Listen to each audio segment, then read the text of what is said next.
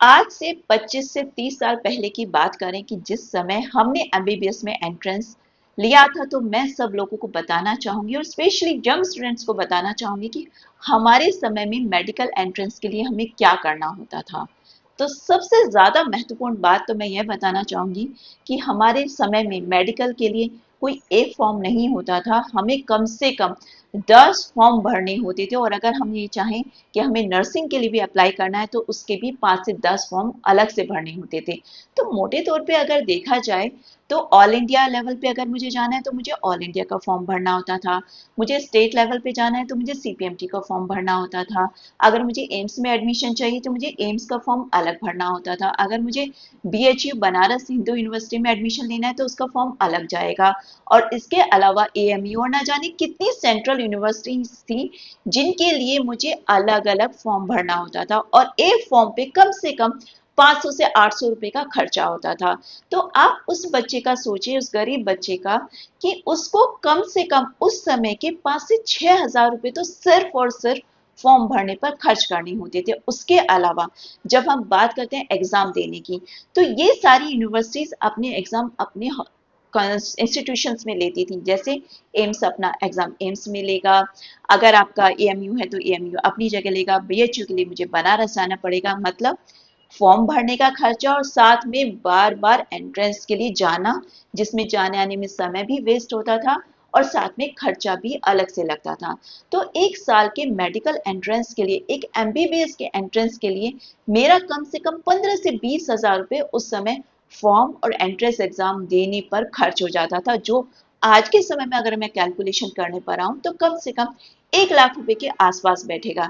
वही मोदी सरकार वो सरकार है जिसने इस सारे सिस्टम को यूनिफाइड किया, जिससे बच्चे का जगह जगह फॉर्म भरने का खर्चा ना हो, उसे बार बार एंट्रेंस एग्जाम देने के लिए एकोमोडेशन, जाने आने का खर्चा इस पर भी ना हो। और अगर कोई नीट में भी अच्छे नंबर लाता है तो उसी चैनल के थ्रू से एम्स मिल जाए, एम्स के लिए उसे अलग से एग्जाम ना देना पड़े।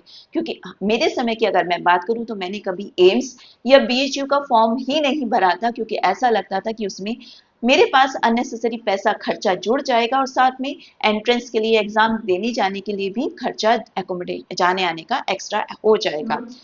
यही राहुल गांधी जो आज बात कर रहे हैं लोगों से भविष्य की, तो शायद ये भूल जाते हैं अपनी उस एरा को।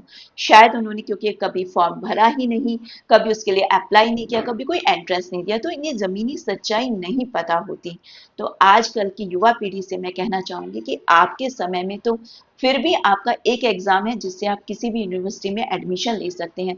हमारे समय में तो अलग अलग एग्जाम होते थे और उसमें सबसे ज्यादा धांधली का जो शक होता था, ये धांधली होती भी थी, वो इसलिए होती थी क्योंकि उस लोकल यूनिवर्सिटी पे या उस स्टेट में जिसकी भी सेटिंग है उसके नंबर आराम से बढ़ाए या घटाए जाते थे और उसकी कोई सेंट्रल लेवल पर सुनवाई भी नहीं होती थी। अगर मैं अपनी ही पीजी एंट्रेंस की बात करूं तो मेरी रैंक कम से कम 5 बार बदली गई। मेरी रैंक पहले 107 डिक्लेयर हुई, फिर 111 आई। इस तरह से पहुंचते पहुंचते वो 126 यानी 126 पर पहुंच गई, जिसमें लगातार ये लग रहा था कि शायद अब तो मुझे पीजी मिलना भी मुश्किल हो जाएगा। क्योंकि हमारे समय में पीजी की सीट बहुत ही लिमिटेड होती थी, मेडिकल कॉलेजेस भी बहुत कम होते थे। तो उस समय तो धांधली इससे कई गुना ज्यादा होती थी, लेकिन वो लोकल लेवल पे होती थी, इसलिए लोगों को एहसास नहीं होता था। लोग एक साथ मिलके उसकी शिकायत नहीं कर पाते थे। बेचारे बच्चे हर बार छोटे लेवल पर शिकायत करके रुक जाते थे, लेकिन वो आगे कभी नहीं बढ़ती थी।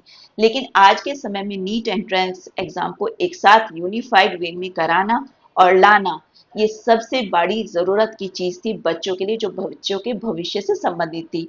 हाँ, एक बात और जोड़ना चाहूंगी कि हमारे समय में मेडिकल एग्जाम कभी भी लोकल लैंग्वेज में नहीं होता था। सेंट्रल एग्जाम सिर्फ और सिर्फ इंग्लिश में ऑल इंडिया एग्जाम होता था।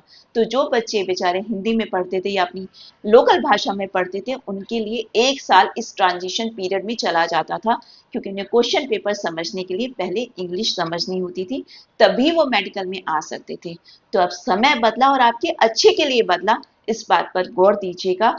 हाँ, गलतियां हो सकती हैं, चीजों में सुधार संभव है, लेकिन हमारे उस समय से अगर मैं आज का समय कंपेयर करूं तो यह बहुत बहुत बेटर है पहले के कंपैरिजन में।